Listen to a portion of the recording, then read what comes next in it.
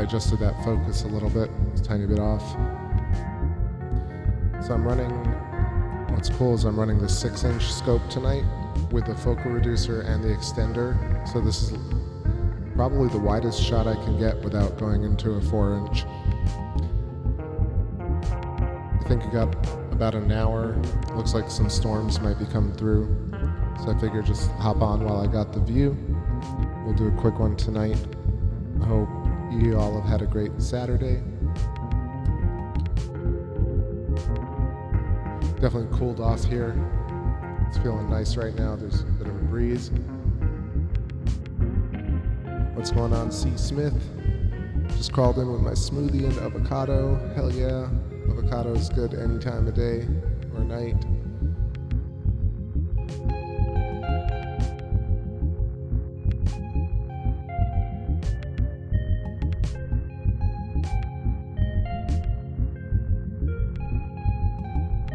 Yeah, it's just glowing brightly outside. Yellow haze following the moon. And let me do a quick tour over to Jupiter and see where it's at. So the moon is flanked by Saturn to the left and Jupiter on the right tonight. But I can't see Saturn at all. Let's see. Jupiter. Yo, what's going on, J.A.? Just had my beginner scope out and enjoyed viewing Saturn and Jupiter. Good stuff. Hell yeah. So good, man. Love it. Good to hear that. I always encourage people to get their own scope.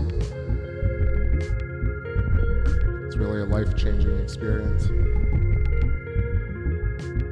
Alright, so really dim Jupiter. Let me set this ISO up a little bit.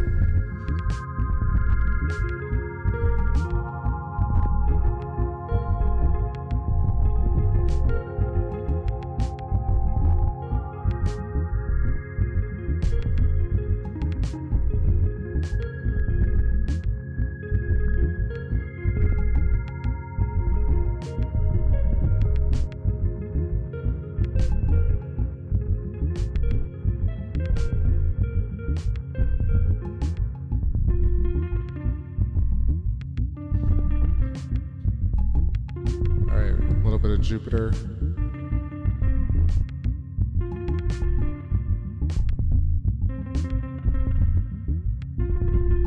Gonna get us some moons right here.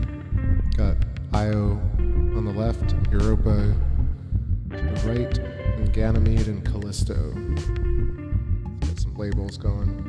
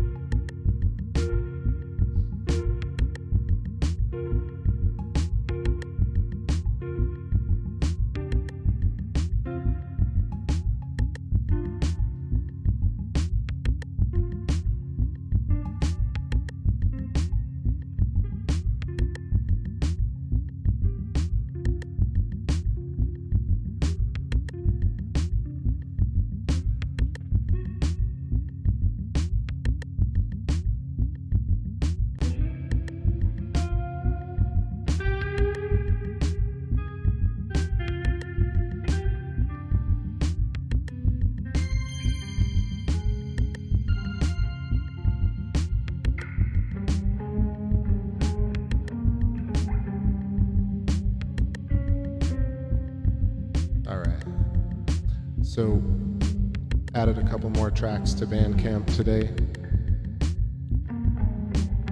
Put 3 up yesterday, 3 up today, so there are now 6 new tracks available to stream and download. Trying to do 3 more tomorrow. And so, finally getting to that. I'm pretty cooked today, to be honest. Yesterday's stream, beat me up in a good way, but I could just sleep right now, although I always want to come out and do a stream if it's clear out. So I'm gonna go for, I don't know, maybe an hour tonight.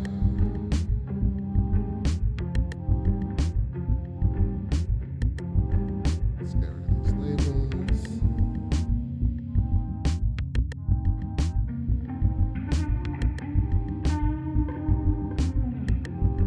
Definitely feeling a little sloppy. What's going on, Starlight Spectrum? How am I? I'm alright. Feeling good, just a little tired. Just observed Jupiter through my cheap telescope tonight. Awesome. I was just getting somebody up there as well. J.A. said the same. Awesome. What's going on, Tom?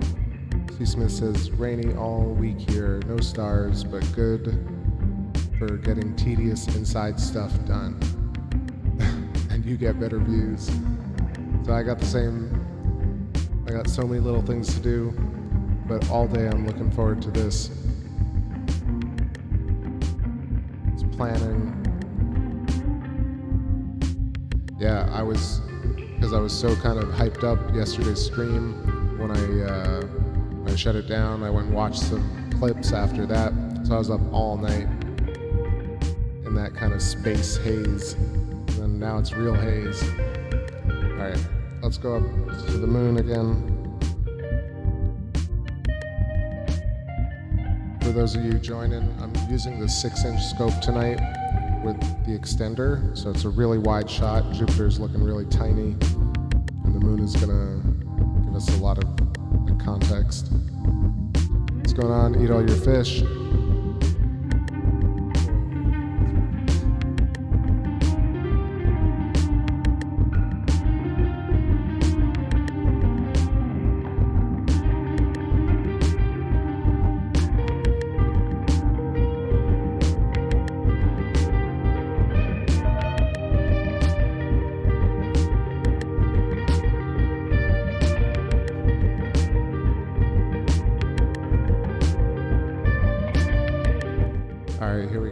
Back at the moon.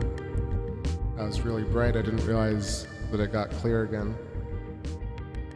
82.8% illuminated. It's going to be a nice full moon this month. I'm excited to switch over to the 11-inch and the other audio setup so I can play some tunes live.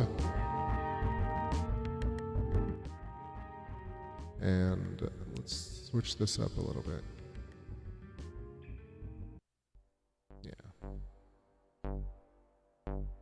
Yeah, it looks like it's going to rain here as well, but see how long I can stay for without risking it.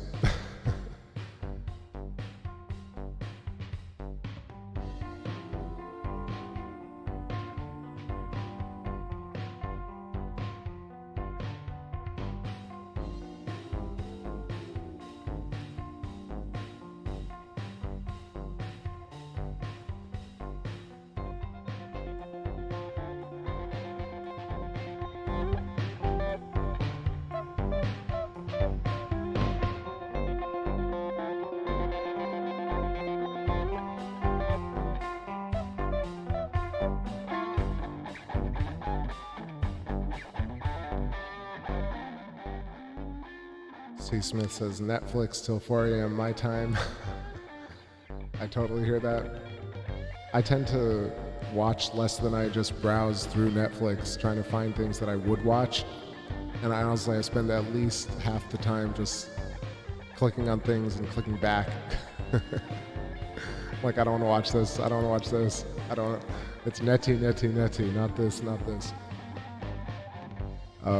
Starlight says, do I produce the music? Yes, that's one of my passions, and part of why I did the channel is to do this music behind all the space footage, inspired by the space footage. And you can check out some of it yourself on the Bandcamp page. I'm going to actually link that. I've been updating it.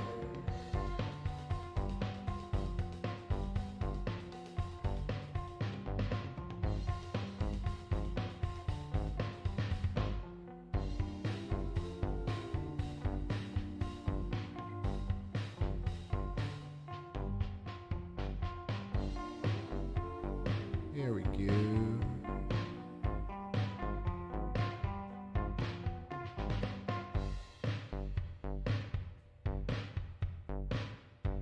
There's water crystals surrounding the moon, the atmosphere over here as well. Yeah, the sky tonight, like, it was like, when I walked out at about 8 o'clock, it was almost like stepping into a sauna. There was this fog. It was crazy looking. Now it's really settled a bunch, but the moon is carrying with it this yellow cloud, almost. And Jupiter looks clear, but it's actually not that clear. So, dropped in the link for the Bandcamp. It's a Bandcamp. This song is up there. It's called Grown to Like Ya. Go check it out. If you want to support the channel, that's the best way. Otherwise, thanks for hanging out tonight with me. I'm just going to let some music play. Let me know if you have any questions. Otherwise, thought about reading tonight, but man, my throat. So tomorrow, I think it's going to be clear. We'll do another long show, and we'll read some more Ralph Jurgens EU stuff. What's going on, Rod Stan 333? Yeah, more volume.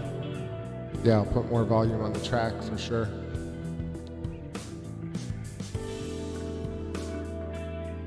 Let's play this from the top.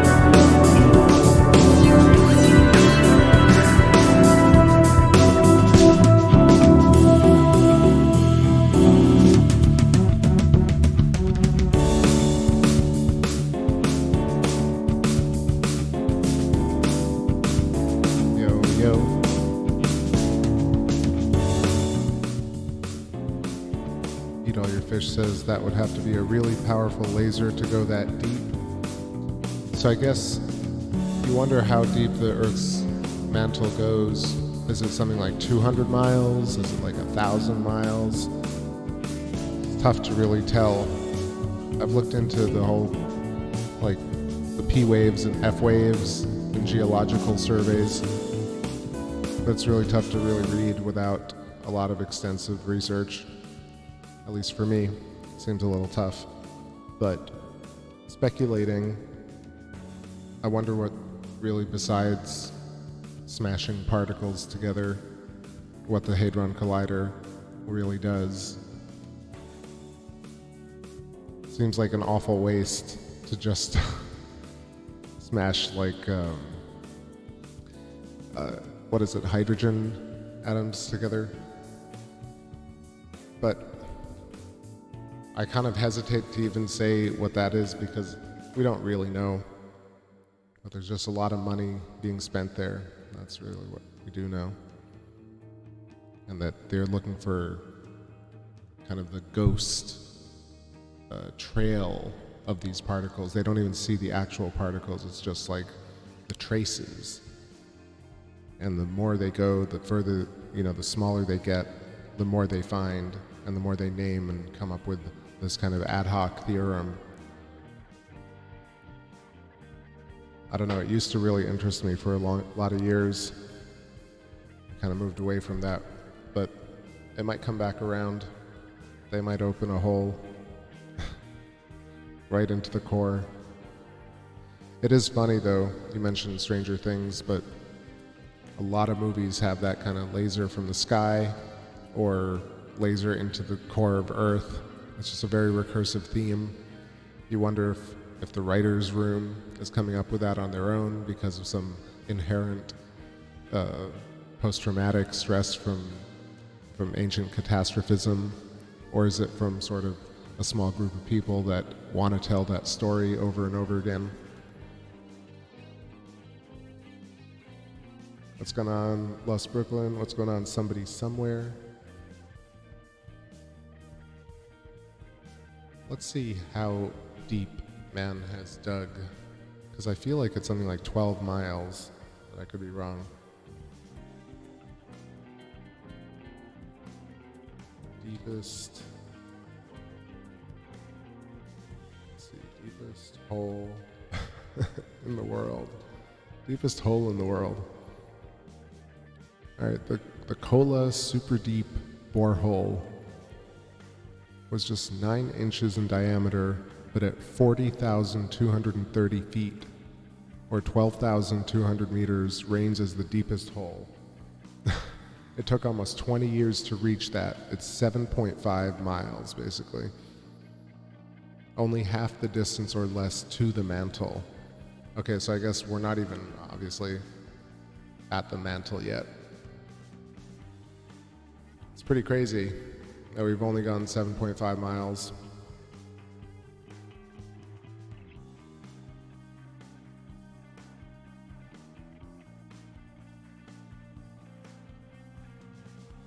Chat audio seems quiet. I don't know, the pedal is the same way it was yesterday. Let me know if it's the same for everybody. I don't want to blow out anybody's speaker and talk too loud.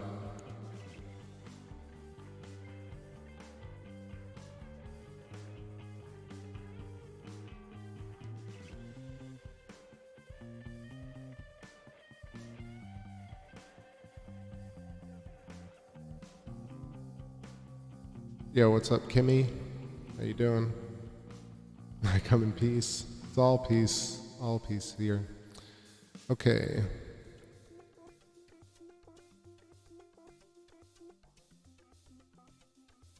Eat all your fish. So yeah, getting a laser to the mantle is super deep. Ellie, I think it might be you. Your speaker, I mean. Sorry. Anyway, y'all, you can see I'm a little bit fuzzy tonight. Definitely kind of tired. But we grooving. Grooving. All right, deepest hole. What if, yeah, so I saw this article today, Live Science, and it says, what if humans never landed on the moon? And they're not talking about conspiracies, they're just hypothesizing, saying, what if people never landed? What would the world look like? I think it would probably look the same.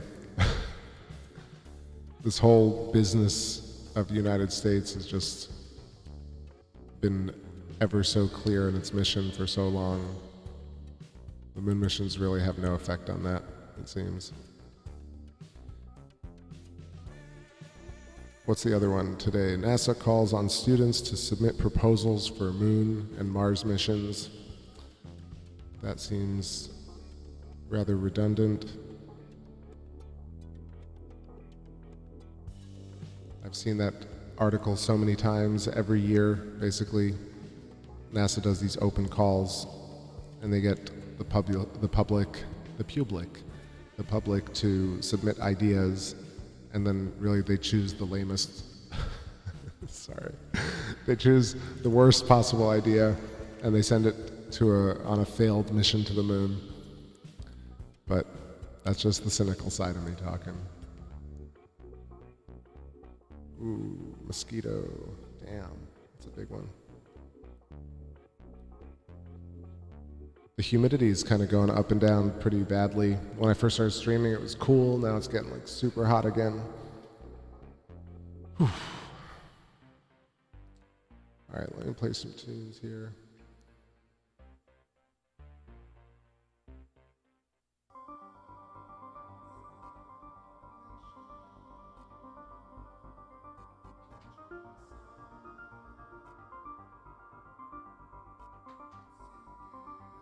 Awesome, Ellie. I was like, damn, how much louder do I have to go? Cool. Eat All Your Fish says, isn't the Earth's actual composition still just a theory? Well, it's the same thing. Like, if you ask those questions, you kind of get to this point where you're like, what is matter? What is gravity? What is mass? What do we consider reality?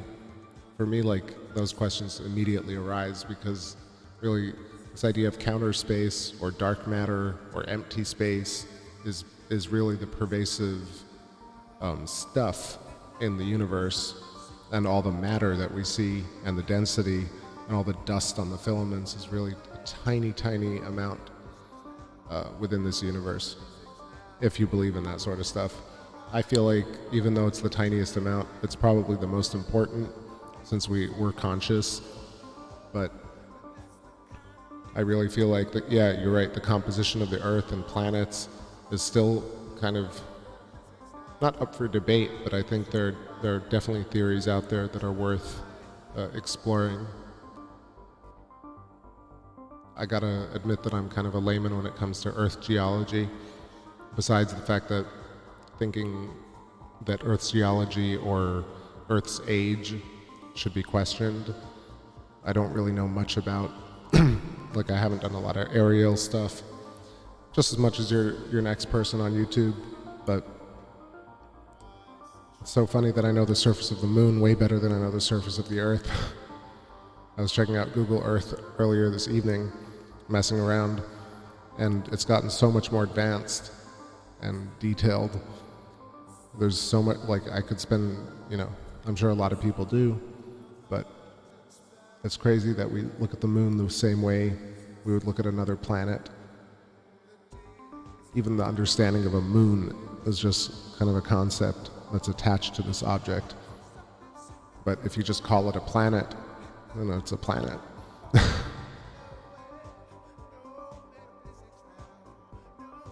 I feel like this whole idea of words and phrases that we've been handed down through the generations all really are up for interpretation at certain degrees.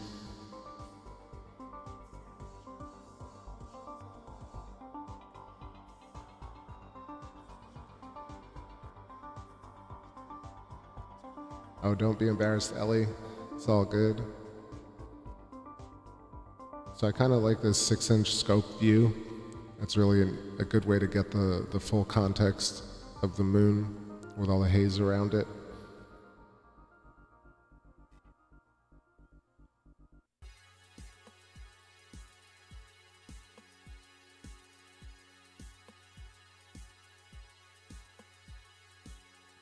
Anyway, the composition of planets and moons and asteroids and all that sort of stuff seems to be recursive in nature, so I think like rock and sand and clay, and probably things like boiling mud and liquid metallic hydrogen, things like that probably exist as far as dense matter, and matter really just is some sort of vibrational frequency of the plasma, I think. So we live in like conscious plasma soup, and then at certain points in the soup along filaments, matter is created, and we see that, and we are that. And it's a really nice feeling to kind of get there.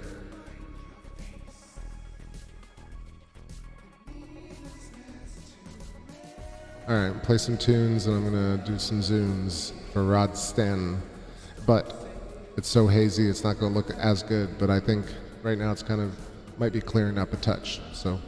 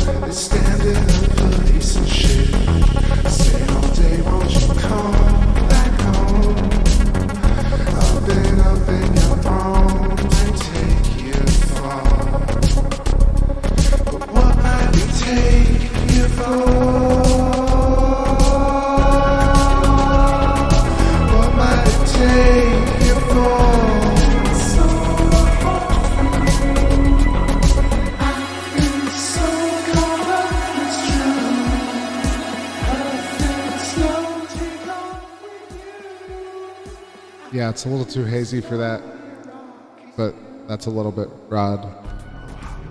I know what you mean, but it's just too grainy, kind of affecting the whole shot. But you're right, it does seem like we look inside sometimes, especially at the Maria. Ooh. Hazy and humid and mosquito-ridden. Hope y'all are feeling all right. It is a beautiful shot, though. I feel like it's going to be an amazing full moon this month. What is it, tomorrow, I think? Actually, it's either tonight or tomorrow, but the moon is right next to a couple of nebula. I think it's actually tonight, but it's almost impossible to get the shot. It's the Rosette Nebula and the Trifid Nebula to the left. And so I was looking at that, trying to see if you could get it in the same shot, but it's definitely not even close to being clear enough.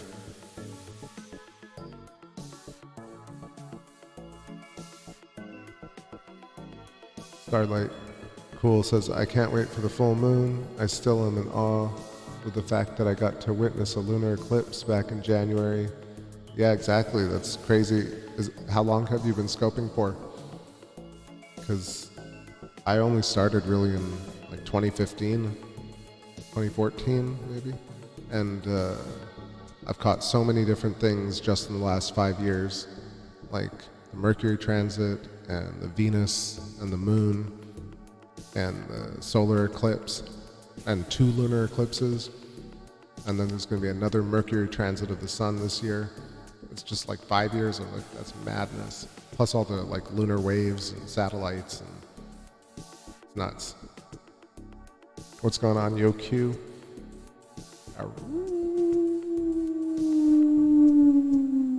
Haven't done that in a while.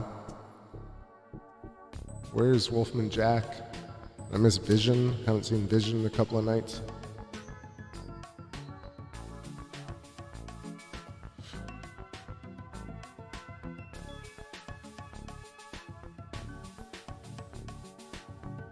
Starlight Spectrum says, I know that was random, but the solar system is stunning, and the way that everything operates in the universe is just beyond me.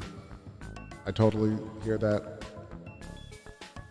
Every single time, I'm still not lost to that kind of magic. Even now with like a grainy image, I'm like, how do we see the moon? What is the moon? How does it look that way? Where did it come from? All the time. It's never lost.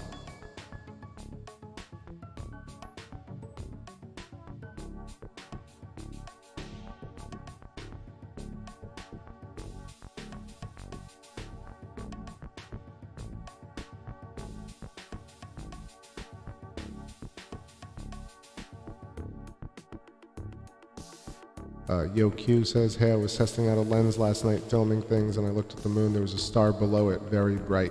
That was Jupiter. So that was the conjunction yesterday. Tonight, the moon is flanked, so it's a bit further away. Jupiter to the right. It's actually setting right now. And to the left is Saturn. Almost, I don't think it's even visible because of the haze. But yeah, last night was a particularly close alignment of Jupiter and the moon.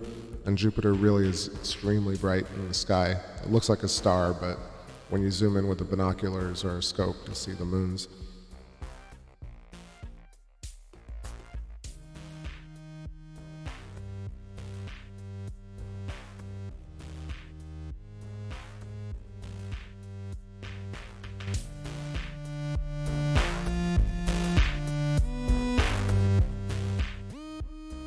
Always take an opportunity to shout out the people that helped kind of form the theories for Electric Universe. Got people like Halton Arp, Anthony Peratt, Paul Thornhill, David Talbot, Emmanuel Velikovsky, Ralph Jurgens, people like Tesla and Steinmetz and Heaviside and James Clerk Maxwell, and people like, who else? Just crazy, amazing people in the past 100, 200 years that allow us to have a few different ideas about physics and astronomy, so we're not completely tied to a corporate view of space. It's not very much, but right now, Thunderbolt's project and really suspicious observers kind of paving the way a little bit on YouTube for alternative ideas of science. And then in the description of the video, I've linked some Electric Universe proponents, people who talk about proto-Saturnian cosmology and electric discharge in the laboratory. So check them out. Give them a like if you like it.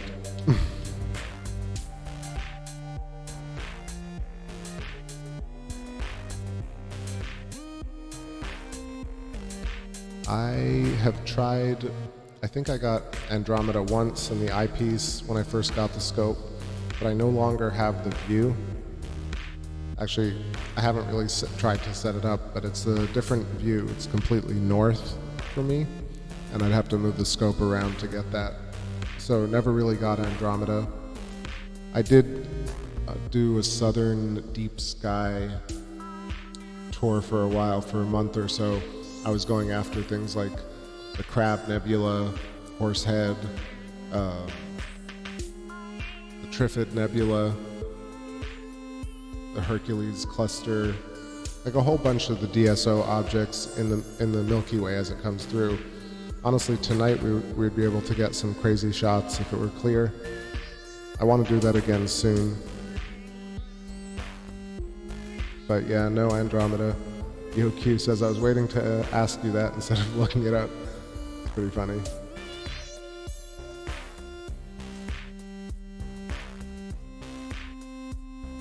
Kimmy says, I personally don't trust the Thunderbolts project. Hope I don't get that. I don't care, honestly. See, I talk about Electric Universe because there's so little talk of Electric Universe online. But I follow that sort of stuff for my own benefit and my own understanding. And I try and share it and share people's channels who do that work because, it's very limited. But I don't need anyone to believe in Electric Universe to hang out here and watch the moon. This is more of a meeting ground under the stars. Yeah, Kimmy, you're totally a disinfo agent. So funny. There's so many memes, so many conspiracy memes.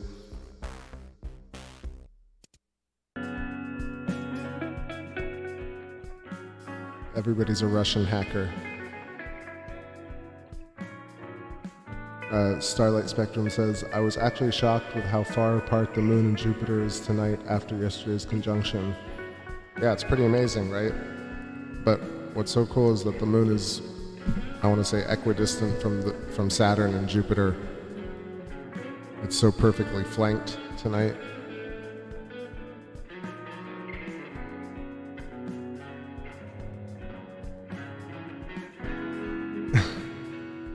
Do I think man can go to the moon? I talk about it a lot. I want it to be true. Like, I want man to be able to go, and I want to think that Apollo should be real, even though the government lies about a lot of shit. But at the same time, it does have its suspicious side, and it is very divisive. And I've talked about how concepts that are divisive really, I don't know, they have an air of dishonesty to them. So I'm not going to get into shape of the Earth concepts, but really any type of conspiracy that, or theory, forget conspiracy theory, just any type of theory that really divides people so blatantly, to me seems like something that's like a distraction. Sorry, I'm trying to articulate it in the simplest way possible.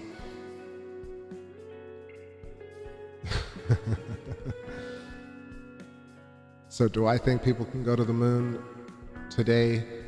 It seems like we can't today. And I don't want to dismiss, the Apollo missions as being impossible, because maybe it was possible.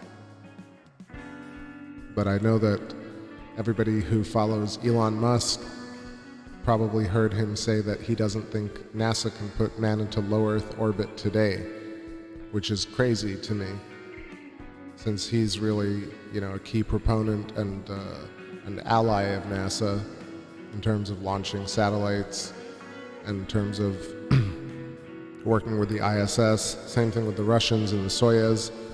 So NASA's basically outsourcing our space travel, or its space travel rather, not ours.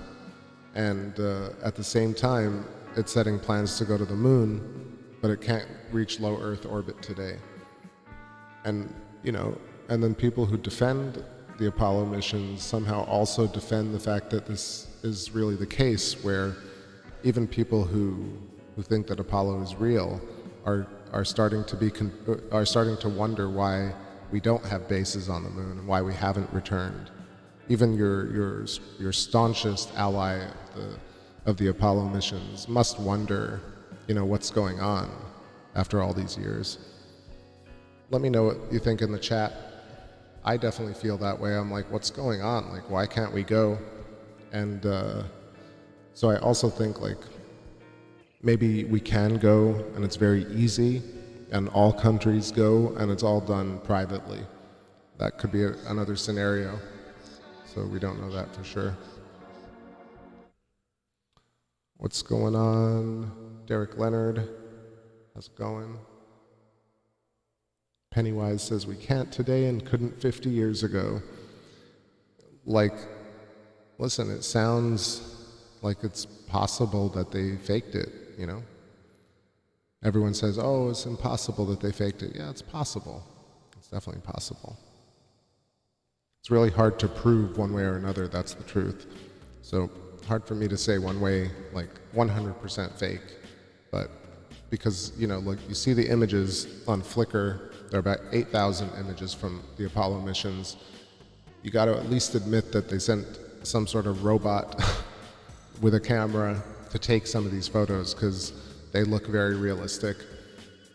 At the same time, you have this whole debate about stars on the moon, and I think it's really mired in aggressive pop science defense teams that make people seem really stupid about camera, basically ISO, the shit you see on the screen here every time. Basically the shutter and the ISO is what allows you to see stars and or detail on the moon. And so look at the Apollo mission photos of man on the moon and look in the background and you'll see 0 stars, like not even one twinkle. And they just released some new high-def panoramas from Apollo and you don't see any stars. And so I think it's a valid thing to question because there's so many inconsistencies there. And I don't even care about like the flag waving or like what else? The lights, or the two key things are can't do it today and where are the stars? Because like all you'd have to do is change the setting on the camera and you see all the stars ever like you do in the Lunokhod Russian missions. So I think robots can probably go, and that was a long way of saying I don't know if man can actually leave Earth necessarily. Or maybe they could and they can't today. But yeah, robots very possibly. All right. Change.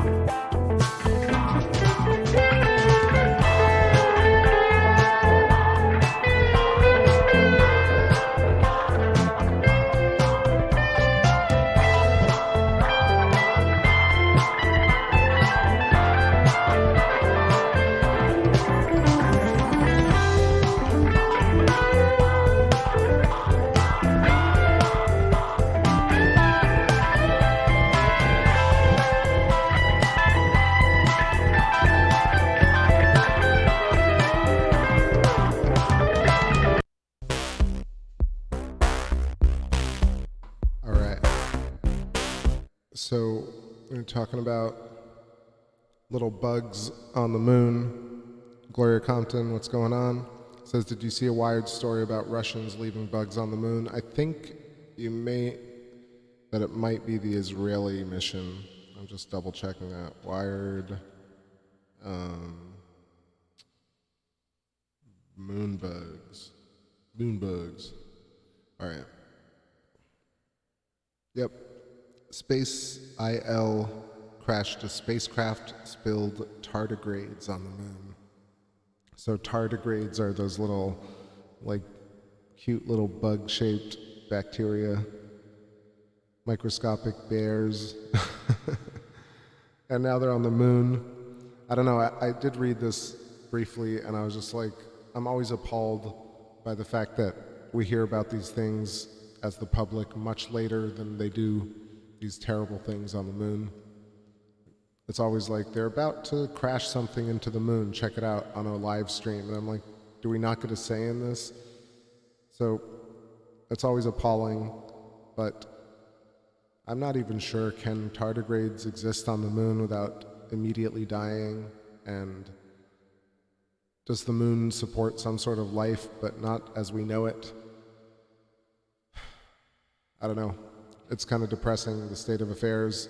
Also, let's say they did. Why is it coming out in Wired?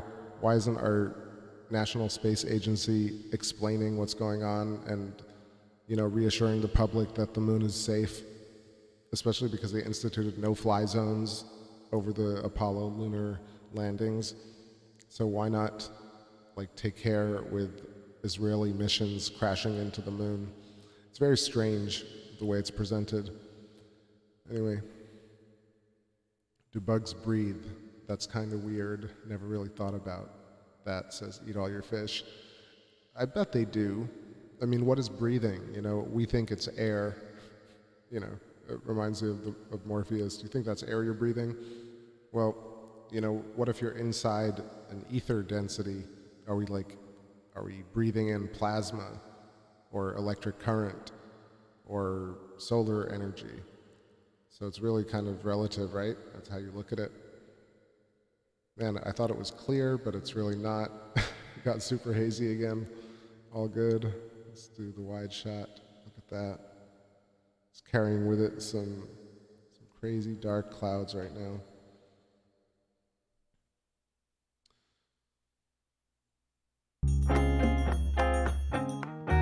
Chill vibes. Kimmy says, I want to go check out the moon. Obama sent a missile to the moon to check for water. So they sent this mission called the L-Cross, and then when it was done kind of mapping, after doing a few orbits, they crashed it into a crater to see what would happen. My issue is that it's the same thing that every time there's an event like that, the camera is always never really captures anything. And yet, you still have all the high-fiving. You get things happen on the moon, on these, they're just oh, it happened. Entire, the mission control. Mission control loses their minds, high fives, hugs, kisses, and the webcast, literally shows nothing. So, I don't know, that's the L-Cross crash. There's probably another one like that on Fox News where you don't see anything. There's just so many articles where they claim something happens, but the picture or the video doesn't either exist or shows something else entirely. And then similarly, one or two events like that have happened, but they write articles about the same event in different ways. So it always seems like a different event, but it's really, only a few missions have really made it to the moon.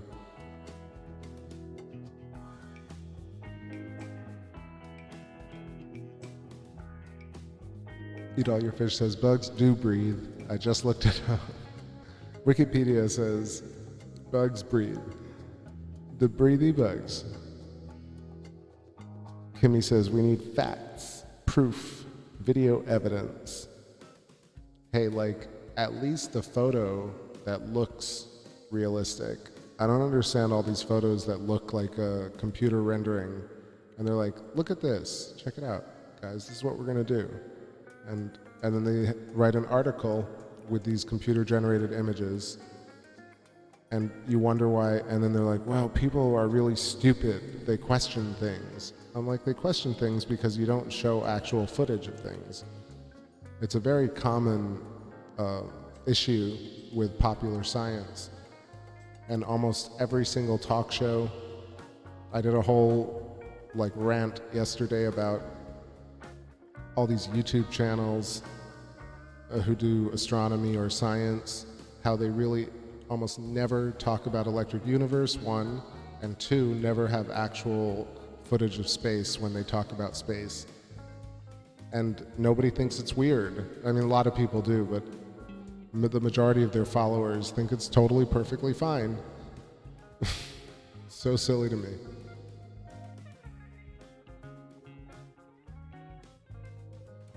Eat All Your Fish says, we have seen the shadows of satellites go across the moon on here, so surely robots can get there. Yeah, I would think so. I would think so. I think that satellites exist. I think the ISS exists in some form. I think the Hubble exists. I think that you can get a robot probably to all the planets. Basically, once you understand, well, it's two things.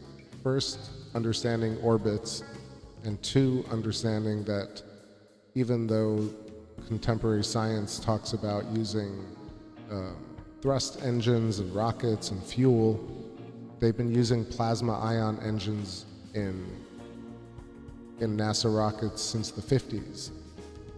Since actually Voyager has has a magnetometer and has a form of a plasma engine, basically. So NASA is really all over plasma.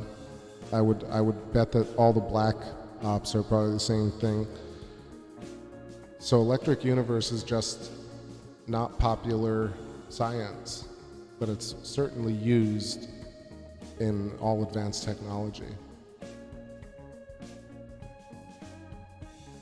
Z-Proxy says, Hubble is as real as Space Force lols. Well, you know, we take pictures of the moon, and a lot of people who've never taken a picture of the moon before see these pictures and they're like absolutely floored. Like, how do you take pictures of the moon that are that detailed? So when you see pictures like today, Hubble released an image of Jupiter. To me, it seems crazy that there's a telescope floating above Earth, right? Telescope floating above Earth is crazy talk. But you still have this image of Jupiter that's just ungettable by just regular telescopes. At the same time, I've talked about all the big telescopes not sharing their data very often or almost at all. And so you don't know, like, if a 200-inch telescope, or now we have, like, what is a 400-inch telescope, can get incredible shots that replicate Hubble. Maybe Hubble doesn't need to exist, but Hubble seems to go around in orbit. I've taken pictures of it, looks like it exists, and it takes crazy photos. Now, what's crazy is that Hubble takes photos of stars, and yet the pictures from Apollo don't have any stars in the background. And so there's got to be some sort of issue where, like, the inconsistency of the Apollo mission seeing stars on the surface of the moon versus, like, the idea that you'd see so many stars from the surface of the moon, it just seems really wild. Definitely a sticking point, especially because I'm talking about it from the context of understanding signal to noise and aperture, and the fact that it's always actually the defenders of the common sciences basically talk about, well, you plebeians don't understand how cameras work. Why would the Apollo astronauts want to take pictures of stars? Like, they weren't there to take pictures. any number of reasons like that. But it's so silly. There should be one shot with Neil or Buzz with every single, like just trillions of stars behind them, and then blown out, you know, so like they won't be in detail. They'll be awash in light, but the background will be illuminated in all the sorts of stars and planets. And so you don't see a single shot like that from the Apollo missions, let alone shots. You don't see any video with looking at the horizon, seeing all the stars. So there's something really weird there.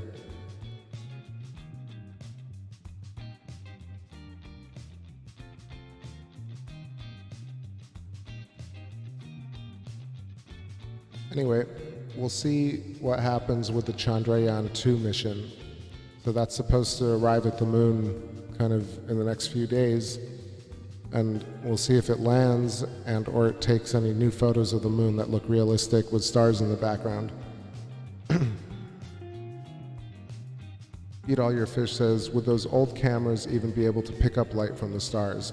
So I looked into it, and if you look up the Russian Lunokhod missions, the early Russian satellites that got to the moon and orbited it, you'll see that there are stars in the background of those shots.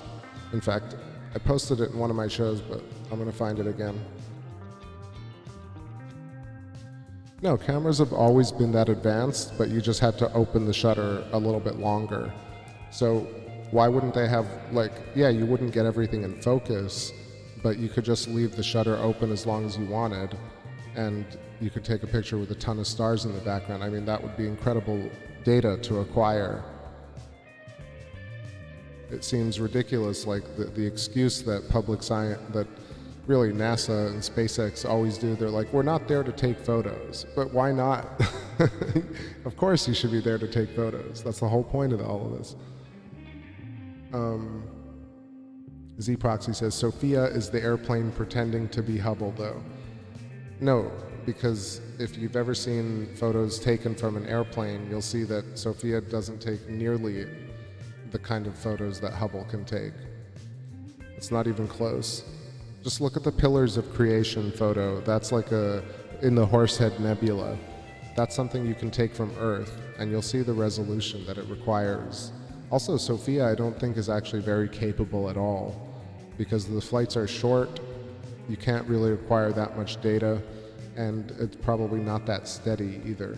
So it's just there for, I think, Sophia is one of those things that's only used, if you really look it up, as for particular events and for press.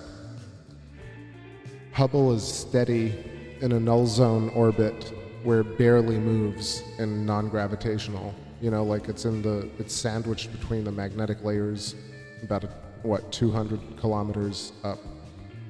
And I think that that's a place where satellites can exist, you know, at this point, unless I'm proven totally wrong. I think that Hubble sort of does exist like that. But it also, the big telescopes can also take photos that are probably even better than Hubble, so I don't know.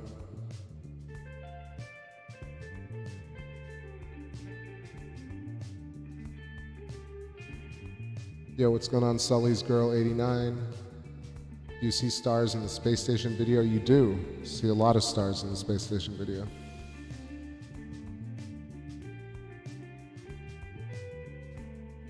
Isn't ALMA the new better Hubble? Well, there are a bunch of space telescopes, and NASA's not, you know, I think there are other ones that belong to JAXA, and I think Russia probably has its own space telescope, and China. There are a lot of things we probably don't know in terms of what has launched into space and what has assembled in space. You know, there are thousands of launches, but we were talking about like man walking on the moon, and it's always an interesting topic. It's crazy.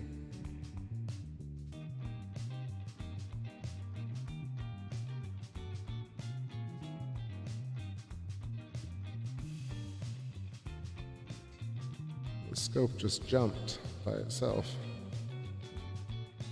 Maybe it was a mouse. Anyway, I'm just talking.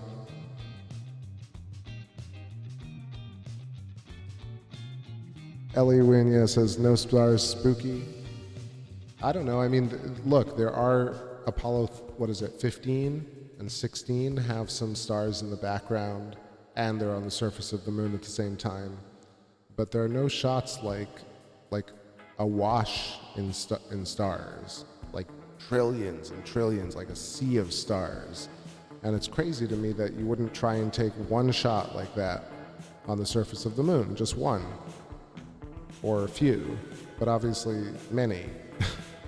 Just like many shots of like the best shot of stars ever, even if it was blurry, right? I mean, it's crazy to me that we don't have that, and there's even a debate. It's crazy.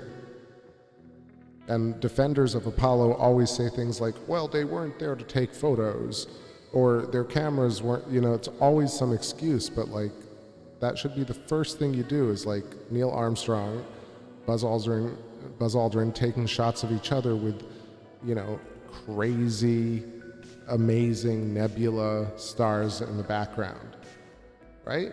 I mean, I don't know.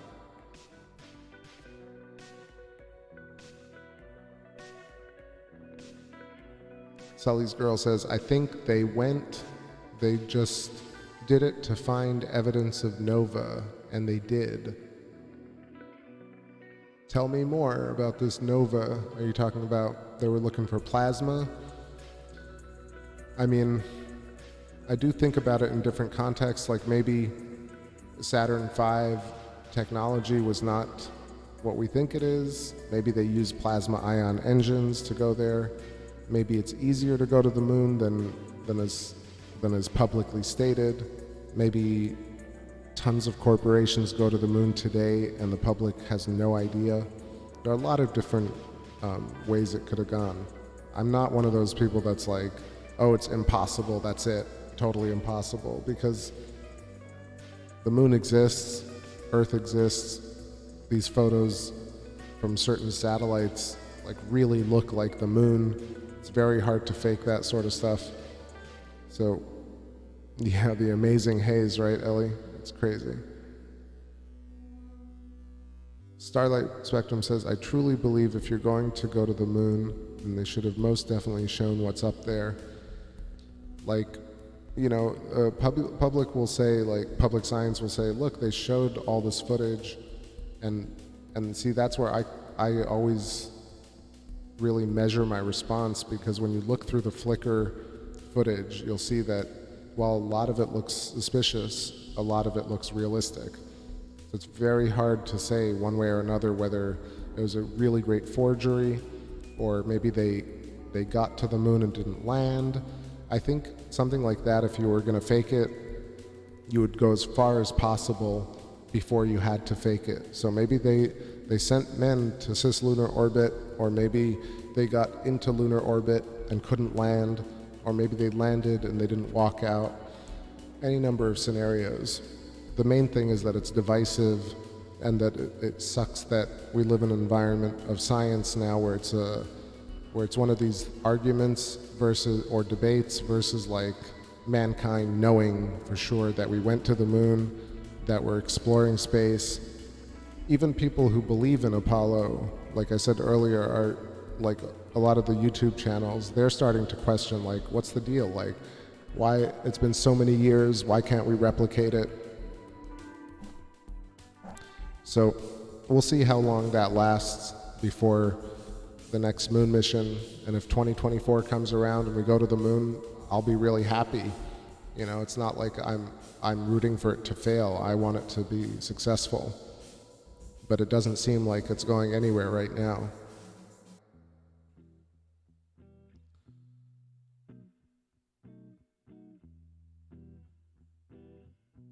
Sully's girl says, no, in reference to the question earlier, no, the micro beads that were everywhere, same micro beads that are in the cataclysm layers, the ones they say were impact proxies. Well, micronovas from the sun also create same micro beads. Are you saying the beads like from Mars as well, like the alchemical little spherules? because it's probably all over the moon with the electric discharge. Kimmy says science has been exploited. That's for sure, because if there's money in science, you gotta screw somebody over at some point. Eat All Your Fish says there should be a live feed from the moon right now. I agree. I definitely agree. Like, why don't we have that? Even if man can't go to the moon, why can't we easily send a robot land with a webcam that gets solar charged and sends 4K, whatever, 1920 by 1080 footage of the Earth constantly? I mean, that would be incredible.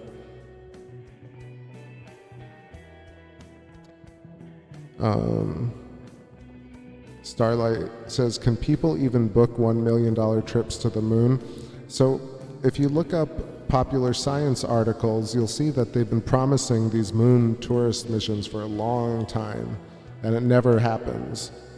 At least 15 years now, if not more. Virgin, Blue Origin, Tesla, or SpaceX, and NASA hyping it with the media hype laboratory.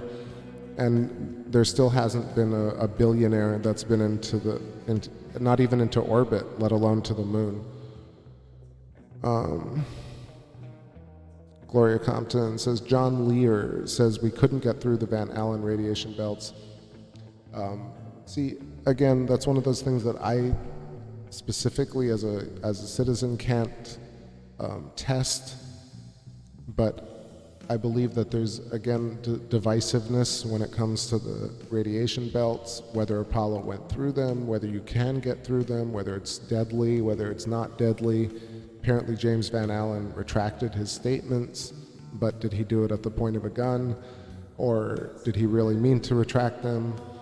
Was Apollo wily enough to go through an area that wasn't dangerous? Still up for debate. Kimmy says, have I ever studied the sun? When I was young, many, many, many years ago, it was yellow. Well, I have studied the sun a little bit. I have some streams and the solar eclipse from a couple of years ago, and the sun is really white. And actually, the sun is actually black. Like, there's no light. It's all light and no light if you look at it, because it's what it is. It's really, as far as I understand, it's a liquid metallic hydrogen lattice structure that essentially is a black body emission, and we see it because it's actually exciting our retina, but it's really the black sun, apparently. What's going on, Duplicate? Wow. Electric morning to everybody hanging out. I don't know how many people are in this chat. I have the pop out. Damn, 23 people. What's up? Super hazy moon, but I'm just talking about stuff, hanging out with y'all. What's up, Jen Perry? So what's crazy to me also is how, like, we don't have a national holiday for Apollo. We don't have documentaries that are really like, not Americana style, like History Channel documentaries that are just pomp and pompadour, but more like look at this technical stuff that went down. We don't have a lot of that. So it really sucks that Apollo is one of these massively divisive issues when it comes to thinking about astronomy. And I think it's probably the first thing that needs to happen is just polite discussion before anything, before antagonistic tendencies really divide us to the point where nobody knows anything anymore.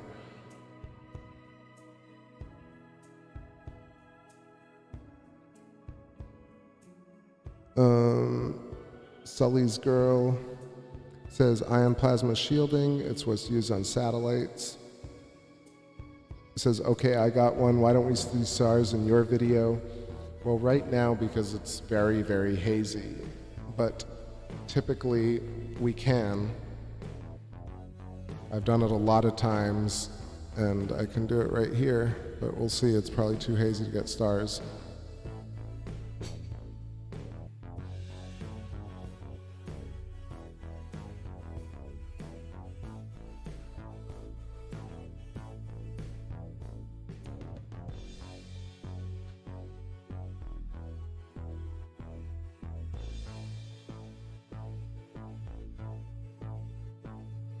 Yeah, it's a little too hazy. But these are the settings that you would get on any camera. All you'd have to do is bust it out. And so the surface of the moon, the astronaut, would be like flush white. But then the background horizon of the moon would be like just the most incredible sight of stars. At least one shot, but what do you think, Sully's girl? Well, you set me up for this particular one, but on another night, I'll show you some stars and the moon in the same shot. Or just look at last night's stream. I think there was some of that as I was going back and forth between the moon and Jupiter. I don't know, I feel like I'm stubborn about it because it's so simple. Things that you can really show very specifically. And those Hasselblad cameras are incredible. You know, they're not low technology.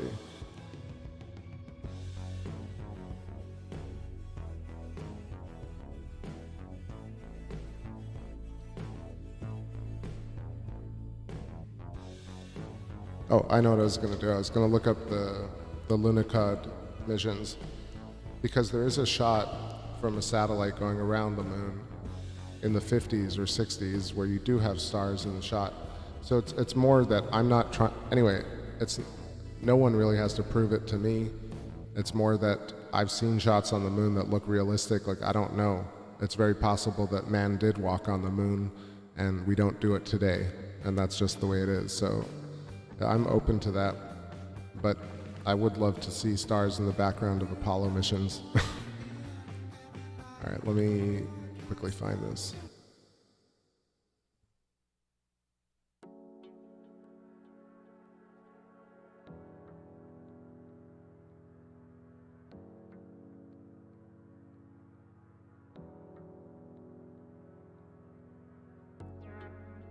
Yeah, sorry, Sully's girl. I know you weren't accusing me, and I know I probably sounded defensive, but I'm just passionate about it. I just read those articles all the time about like the signal to noise ratio and the aperture being like something that they can't adjust or that wasn't adjusted on the Apollo missions, and I'm like, why is that the case? They should have adjusted it. All right, let me see. Was it the Lunicod? Maybe I'm crazy. No, it was Luna, right? It was Russian moon surface photos.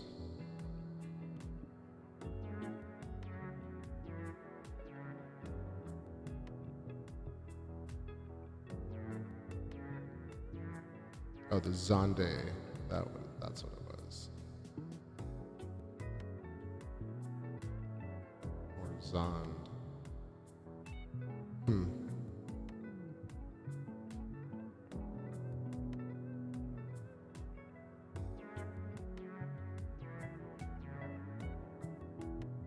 All right, I'm not really finding it right now, but when I do, I'll bookmark it. I'll post it in a future show, or just look up like Russian lunar missions and see stars in the background. Just there's so much inconsistency when you really see footage of the moon through, and you see the like chromatic aberration, and you see the stretching because of the shutter being open for a little too long. Like those types of shots look very realistic. And then you have shots from Apollo that look so sterile and have no aberration and have no distortion and have no stars in the background. They look like they're very, very post-processed. So that's that kind of difference Same thing, like look at the recent pictures of an asteroid, or like the double Comet 21P, and you'll see these kind of like dusty plasma. These shots look realistic, like a camera took a shot, and you can kind of see all the filaments, and you can kind of see the aberration and the distortion, and that's kind of what I'm looking for. Like when I look at the Apollo shots, I'm like, why do they look so clean, and like there's no issues with them at all? But maybe it's just because of the post-processing.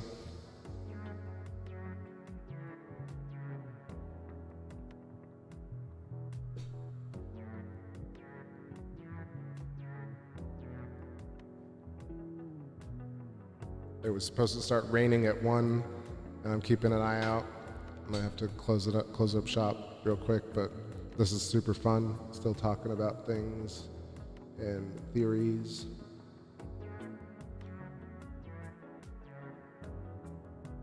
Let me go back up a little bit. Duplicate says, been lurking a while back, cool.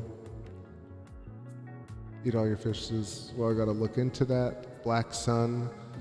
Well, yeah, interestingly enough, some electrical engineers were talking about that, but I think where I heard it was Eric P. Dollard, the electric theoretician who Theoria Ken Wheeler talks about. And when you listen to Eric P. Dollard, actually I'll link y'all to him, he talks about the black sun in a very throwaway line, so there's not a lot of detail. But if you couple that with Pierre-Marie Robitaille talking about the liquid metallic hydrogen sun, and then you also look at Donald Scott's electric sun, you kind of put all that together, you come up with this understanding of the fact that the sun is really beyond, like, defies explanation at all. Yeah, I don't know the answers. I just know that what we understand about the sun in popular science is pretty wrong, or at least presented poorly. What was I looking up? I was looking up Eric P. Dollard. Eric P. Dollard.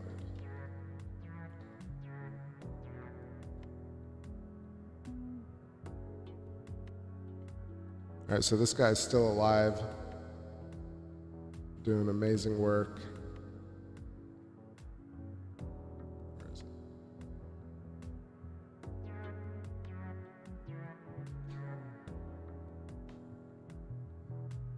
Oh, damn, I missed a bunch of stuff. So, Sully's girl says, okay, theory here, so we know if atmosphere of the Earth goes out past the moon, maybe the magnetic shield of the Earth protected them. It might have been stronger, with stronger sun back then. Yeah, like I said, it's very possible that the moon missions were real.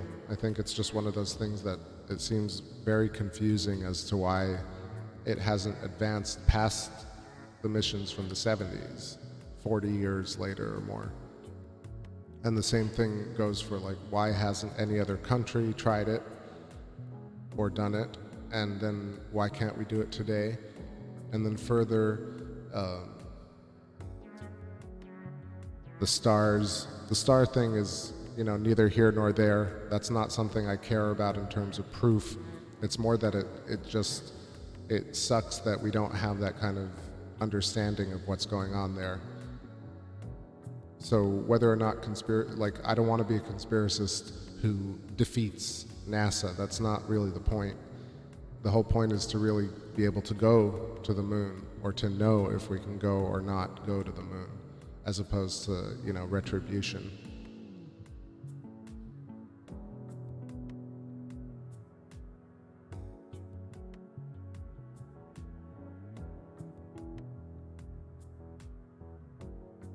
Starlight Spectrum says, what are my beliefs of the possibilities of exoplanets such as Kepler and Proxima Centauri b being habitable? So I think that's a great question, and it's a point that I always want to talk about, and then I just forget about it. But two things. One, I feel like the exoplanet research realm is very exciting, but it's also a big distraction from our local system. Our local system has definitely not been there, done that. There's so much to learn just about the moon, but other planets and things really close to Earth. So looking at exoplanets with every large telescope right now, with every grant, doesn't seem to be the best choice. Two, if it's possible that there are habitable Earths or planets in exoplanet systems, again, it seems like they're so far away and possibly not even existent in the way we know what habitable means, that it also, again, seems like a distraction or like the wrong line of research. Even though the word exoplanet and exoplanet research sounds very, it's a great sales pitch. It's very, dare I say, sexy astronomy blogging language, but really it's just looking at recursive astronomy and then attributing Earth understanding to everything in the universe. And that, I think, is maybe, I don't want to say it's arrogant, but maybe it's not exactly correct, because perhaps gravity is different in different parts of the universe. Perhaps light is different in different parts of the universe.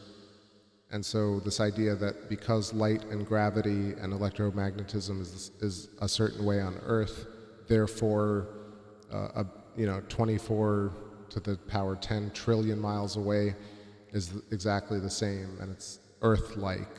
I think a lot of the language is actually misappropriated and misleading, and it's written by people who don't even understand what they're talking about most of the time. So that's a mouthful, but that's what I think. Unfortunately, I know it's a bit of a downer in terms of the way the kind of nerd culture talks about popular science. But once you kind of, I've gotten into Electric Universe, and that makes me really question every article that comes out in terms of theoretical math or prizes and grants. Once you're looking for money to kind of find a particle, you're going to find that particle, or find reasons to keep getting money to find that particle. You're never going to say, well, that whole idea of finding that particle was just wrong to begin with, because people want to save face. Ellie Wynn found us an exocactus to live on. I hope I'm not being downer about all exoplanet research, but I really think, why don't we have full-on research about the moon until we've discovered everything about the moon and we can go there, and all countries and races and sexes have gone to the moon. Then we can go to Mars and then exoplanets. This idea that we can't go to the moon or low Earth orbit, but we can go to exoplanets. You know what I mean? It's so, I don't see how that correlation is made and supported so popularly.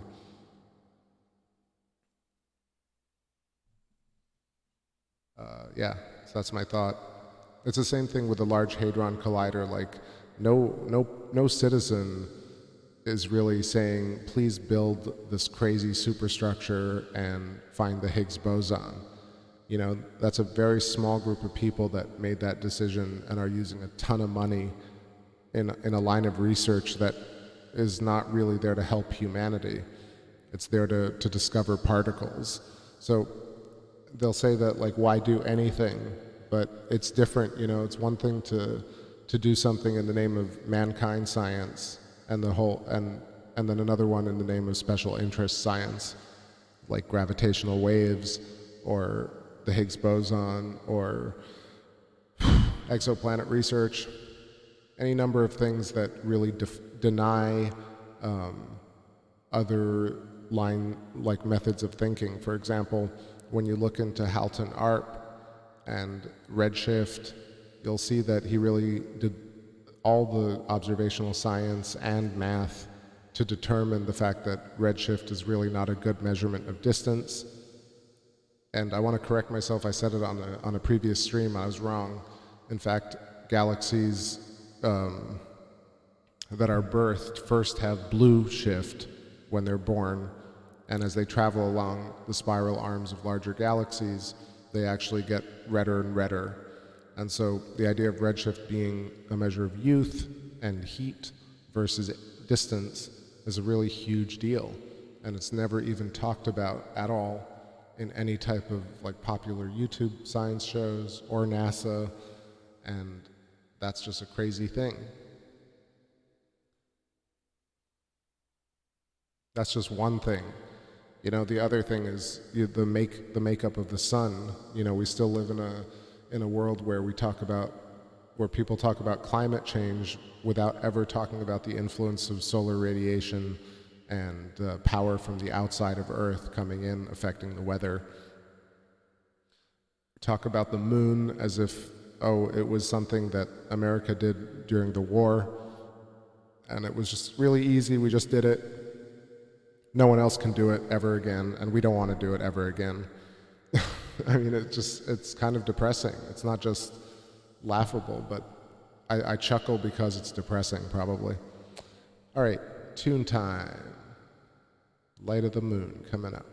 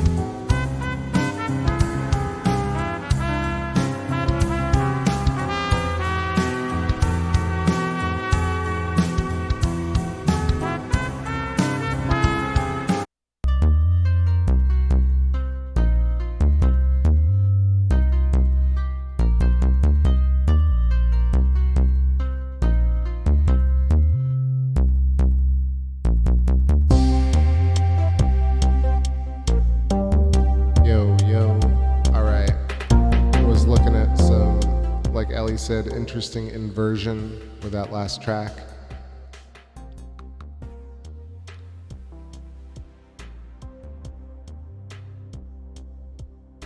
So I don't think want to get into the whole kind of nitty-gritty of like spinning versus ball tonight, but everybody's free to their own view on Earth. That's the whole point. We all have different perspectives on it.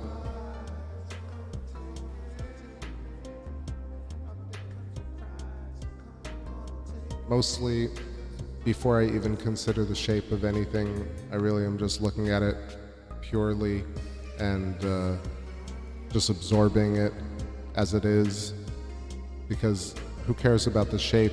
These are arbitrary things that we apply to nature to kind of define it and label it.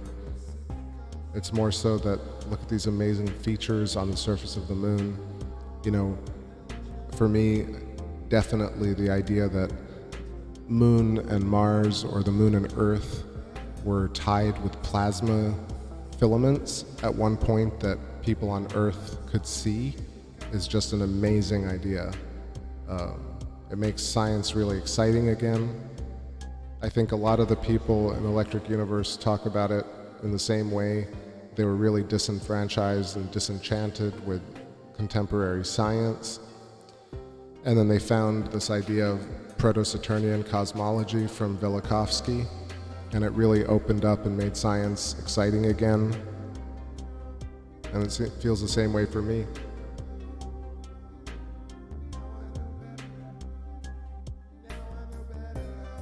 So the top left corner of the moon is dark because basically the moon is, to me, spherical, and it's kind of catching the radiation from the sunlight and doing something to it, of course, because it's metal, and it also has electricity and atmosphere and magnetism, and that light or that perturbation in the ether we are experiencing as the image of the moon right now. And it's probably way more complicated than we can understand right now, but maybe we're on the way to understanding it better. Things take time. It's pretty obvious.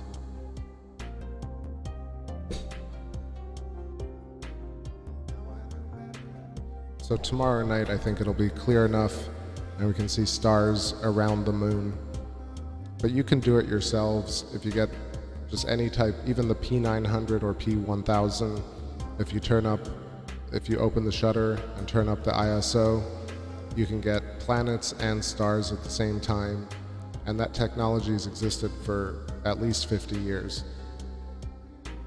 So I feel like it's good to question things, good to have an open mind about different theories, mostly because it keeps it exciting and fresh.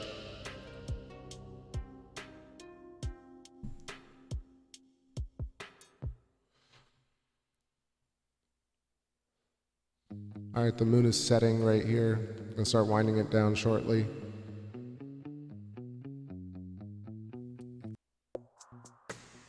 Old school track. Ellie says, we live in a mystery.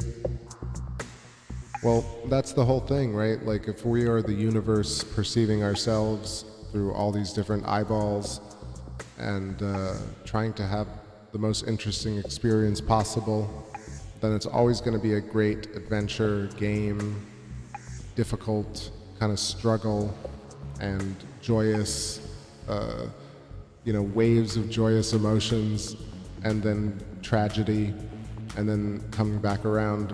All these different sensory experiences that the universe wants to have through us, and we're not disconnected. So the mystery is ours, it's our own doing, I think. Tom says I have both. Oh, the P900 and the P1000. Yeah, you can see it. If you see the moon, you can get it looking, just the moon with the surface, because then you have to basically, I think one of, the balance setting is 1/200, and ISO about 600 to 800 to get the surface of the moon, and you barely get any stars around it, unless you're, well, that's the thing. If you see Aldebaran, with a crescent moon, pretty much any camera is going to pick up Aldebaran and the moon in the same frame because Aldebaran is so bright. That's one of those things about stars in the background. Like, for sure, on the moon, you're not going to get, let's say on the moon's surface, I don't imagine you're going to get that many stars, but I'm almost certain you're going to capture the very bright stars like Regulus, like Rigel, Antares, Betelgeuse, Betelgeuse. You know, I feel like a lot of the major star formations and nebular structures must be visible from the moon's surface. Okay, so let's say Apollo is real, all of it's real. Why don't we have a telescope on the surface of the moon right now, getting data? Like, that should be the main primary mission, because that type of imagery would be invaluable. So that's why when I see all this, let's go to Mars, I don't understand why we want to go to Mars before we can get a telescope or like a rover like we do on Mars on the moon. It seems like it's so difficult to get to the moon, but I don't know, we'll see if it happens. It's funny, I've been talking about it for a few years now. All my friends who are like, no, you don't understand, we're gonna go, we're gonna keep going, we're gonna go. And the years go by. So we shall see, we shall see.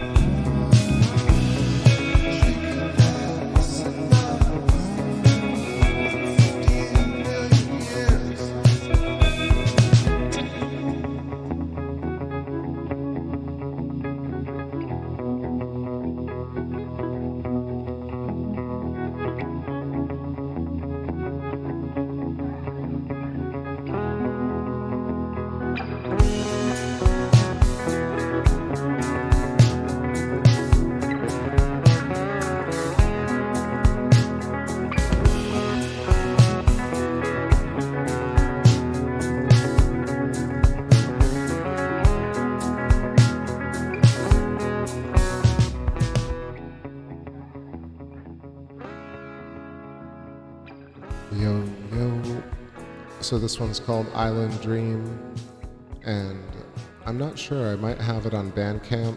Let me see. If I haven't, then I'll put this up on Bandcamp.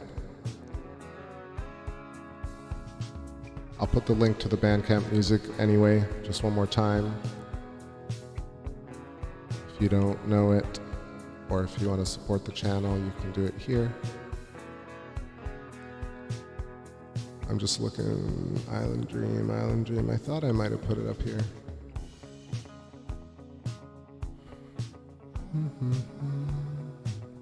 This is not on any of the albums on iTunes. I don't think it's up there. Okay, I'll definitely put it up there.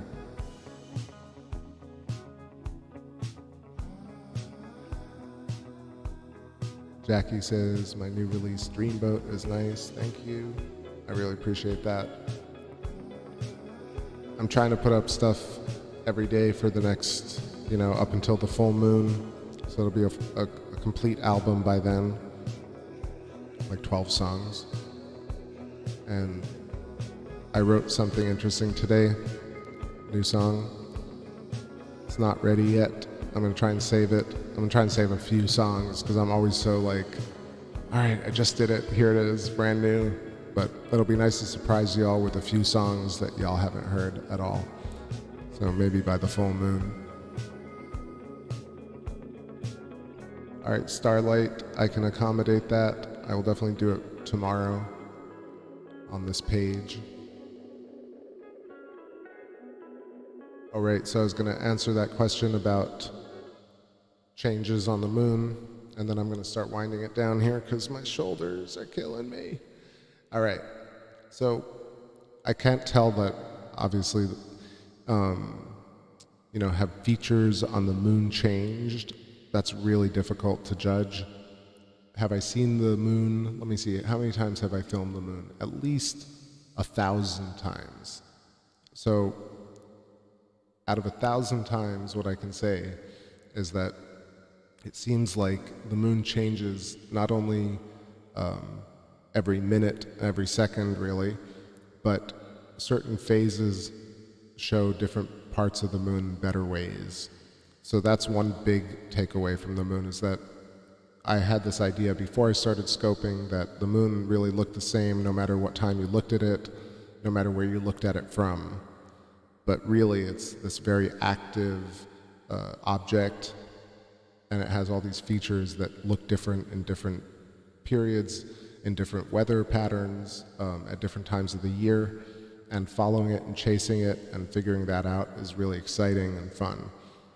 In terms of like the actual features changing, it's almost impossible to judge. I've tried to put over time like images from 2015 next to images from 2018 and recently, and it's almost impossible to gauge whether like surface features have appeared or changed in the kind of way that you would imagine.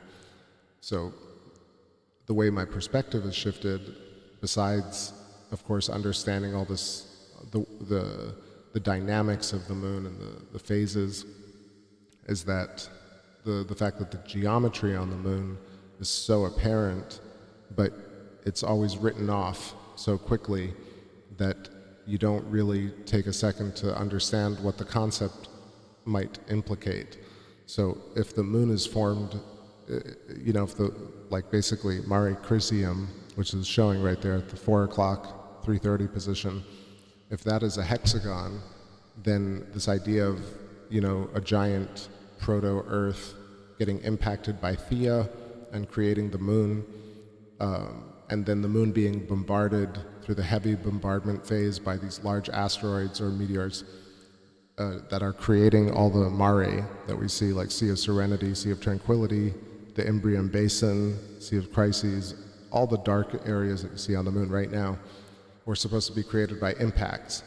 And that idea, has lived with us for a long time until you start wondering, you're like, well, why is there all this geometry? 1. 2, these impact basins are so huge that wouldn't that have just destroyed the moon? And where is the residual from that? And then 3, this whole idea of the heavy bombardment period comes from a theory that is not proven, which is the Big Bang and universe expansion and the early solar system, which is still up for debate. So 3 really key points about lunar formation that don't really make perfect sense and that never seem to be questioned. So for me, you have geometry on the moon, and that's something that's just, once you stop writing it off and you get off the fence about it, you're like, damn, there's so much geometry on the moon. There's so many hexagons. And if there are hexagons, then the implications are that impact theory is not 100% accounting for everything. And then you realize that the moon is much more important than what popular science says. And then as an astronomer or whatever, an amateur astronomer, you can start doing lunar geology from the context of geometry and trig and calculus and physics from a much more, human standpoint versus academic standpoint, because it's stuff that we understand. Shapes and geometry is something that seems fundamental. So that's some thoughts about my lunar perspective. And then the other thing is how much the moon affects consciousness and life. And I mean, of course, there are a lot of things I've discovered, but the other one is how the moon is treated mythologically and not realistically, like that we live under or near this incredibly huge object that doesn't fall and doesn't destroy us, but somehow is in this perfect balance where we can see it, and it creates eclipses and somehow manages to keep life going. So it's much more magical than it's treated in the public sector. We really treat it like, especially in politics, it's treated like a political tool or device. We got to go to the moon. We're going to cancel the moon. We didn't go to the moon, but we want to go to the moon. Here's the funding. But nobody talks about, like, this is a crazy object. Like, how does it exist? Where's it from? Any number of things like that.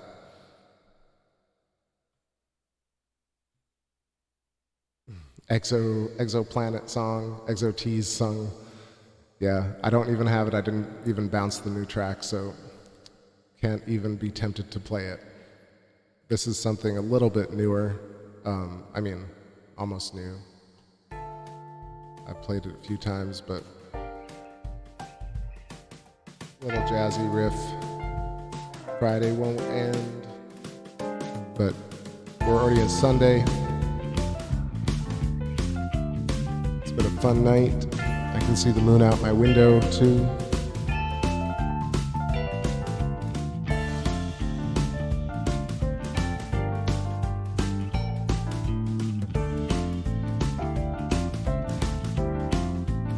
Yo, take it easy, eat all your fish. So long, and thanks for all the eat all your fish.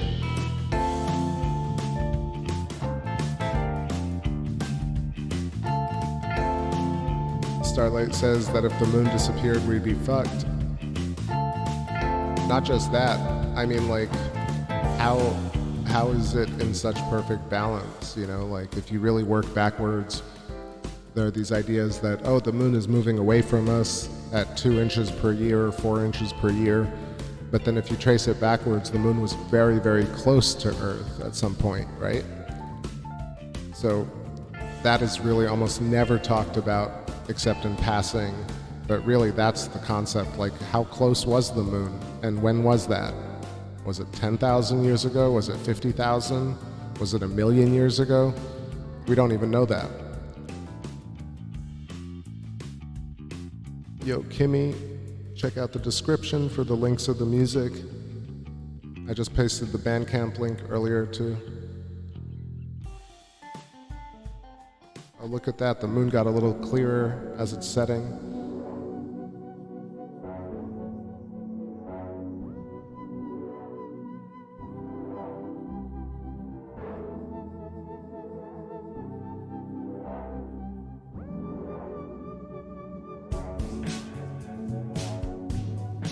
I mean, I would assume that the moon is on an orbit that changes because we have this idea that orbits and the way space looks is very two-dimensional, but it really is moving the whole time while it's also spinning and orbiting.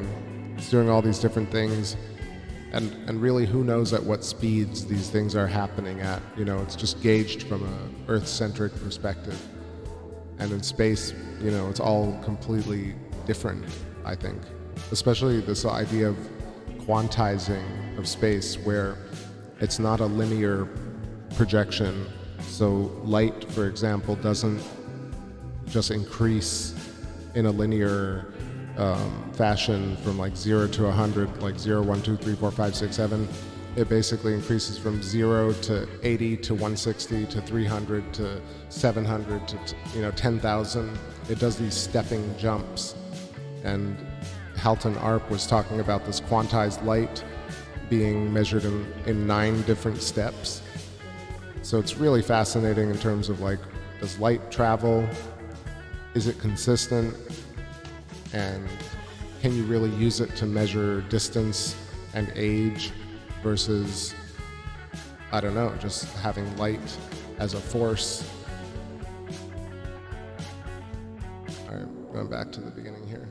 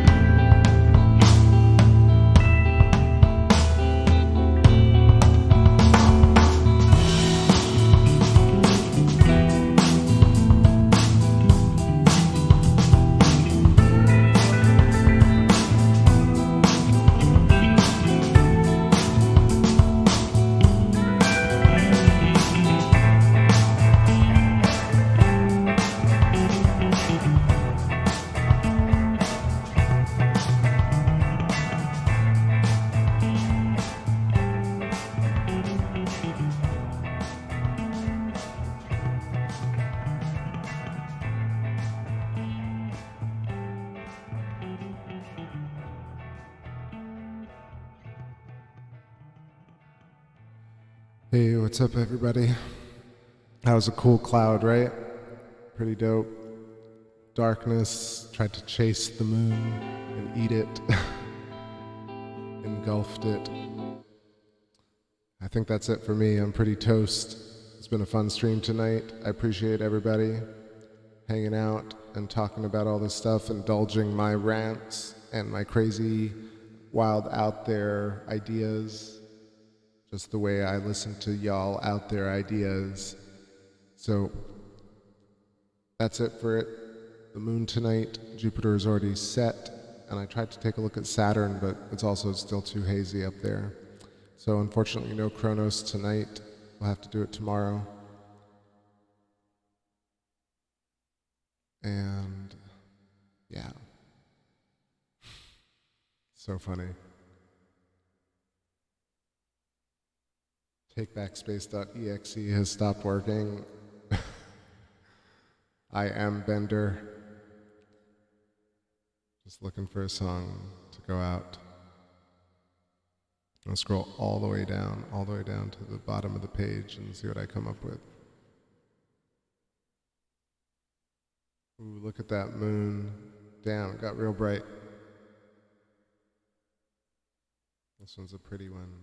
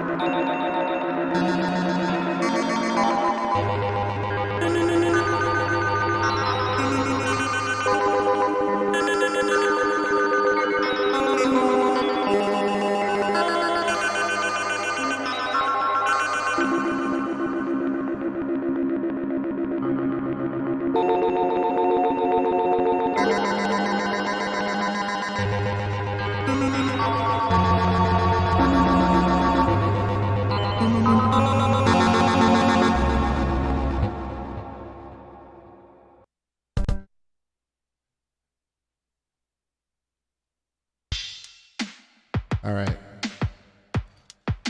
We still get a nice shot. I'm gonna let it drift.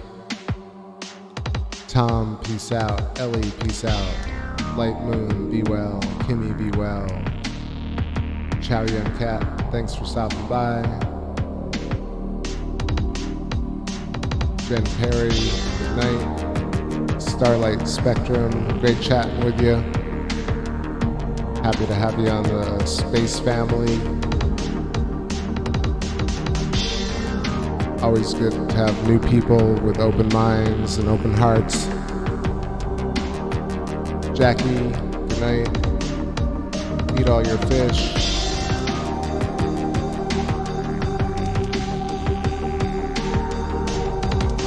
C. Smith, Sully's Girl.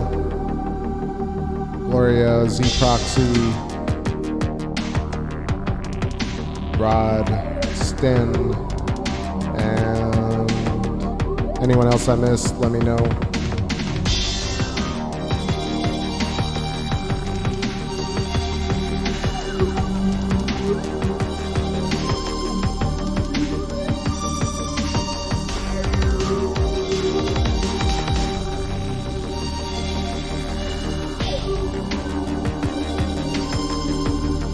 All right, everybody. Have a great day tomorrow. Probably catch you if the weather's good. Either way, sleep well. I'm out.